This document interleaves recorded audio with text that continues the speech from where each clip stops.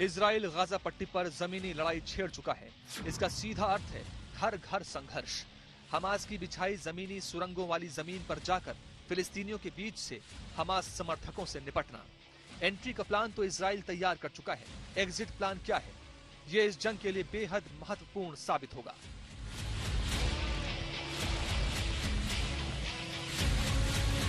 Israel का आज की तारीख में हिजबुल्लाह या हमास के साथ जमीनी लड़ाई करने से किसी भी प्रकार की कोई हिचक नहीं, क्योंकि ना सिर्फ लेबनान के साथ बल्कि सीरिया के साथ, सूडान के साथ, मिस्र के साथ, इन सब देशों के साथ 1948 से लेके 1967 तक की लड़ाइयों में अकेले इजराइल ने इन सब की नाकों चने चबाए हैं। और यही नहीं, इनकी जमीन तक छीन ली है। जहां एक और गोल्डन हाइट्स जो कि सीरिया का हुआ करता था, आज इजराइल के कब्जे में है। जहां एक और वेस्ट बैंक जो कि सूडान का हुआ करता था, इजराइल के कब्जे में है। और जहां एक और गाजा स्ट्रिप जो कि इजिप्ट की हुआ करती थी, आज इजराइल के पास है। बात साफ है, इजराइल अब हमास को और ईरान को सबक सिखा के छोड़ेगा।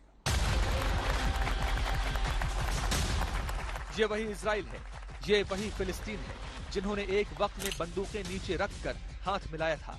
लगा था ये संघर्ष अब खत्म होगा।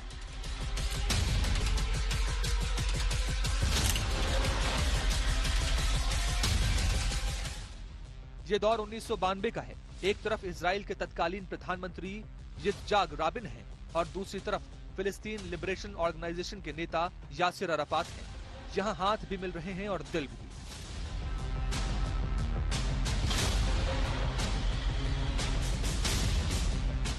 यूएनओ ने धर्म के आधार पर एक इजराइल नाम का देश बना दिया और एक जो वेस्ट बैंक जिसको बोलते हैं, गाजा पट्टी जो है, उसको उसमें पैलेस्टीन आ गई।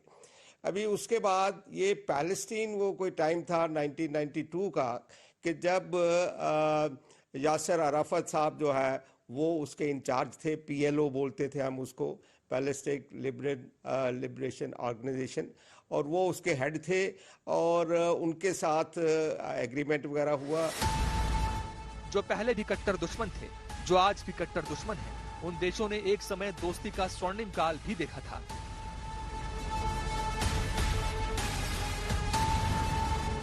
इजराइल ने तब अराफात के संगठन को आतंकी संगठन न मानते हुए अपने देश के लिए लड़ने वाले क्रांतिकारी की तरह सम्मान का भाव जताया था। 1993 में अमेरिका की मध्यस्थता में इजराइल और फिलिस्तीन के बीच ओस्लो समझौता हुआ। दोनों देशों ने तय किया कि भूभाग का बंटवारा आपसी सहमति से किया जाए और दूसरे मुद्दे भी शांति से बातचीत के जरिए सुलझा लिए जाएं।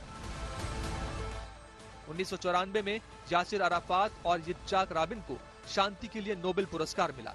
तब ये समझा गया कि अब मिडिल ईस्ट से टेंशन खत्म हो जाएगी।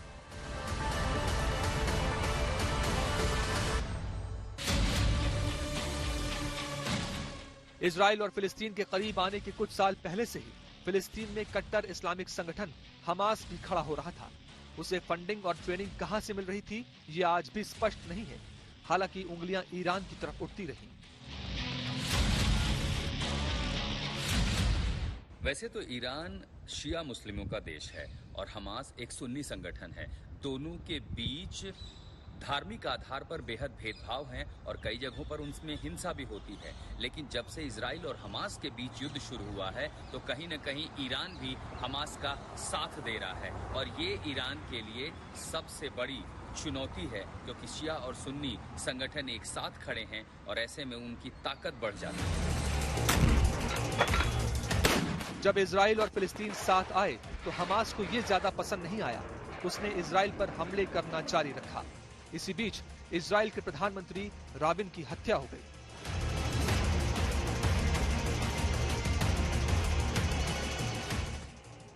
प्रधानमंत्री राबिन की हत्या और हमास के उभार के बाद फिर रिश्ते कभी सामान्य नहीं हुए, बल्कि नफरत और बढ़ती गई।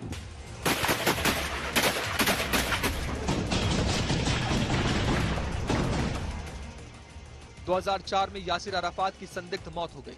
2006 में हमास ने अराफात की चुनावी पार्टी फतह को हरा दिया।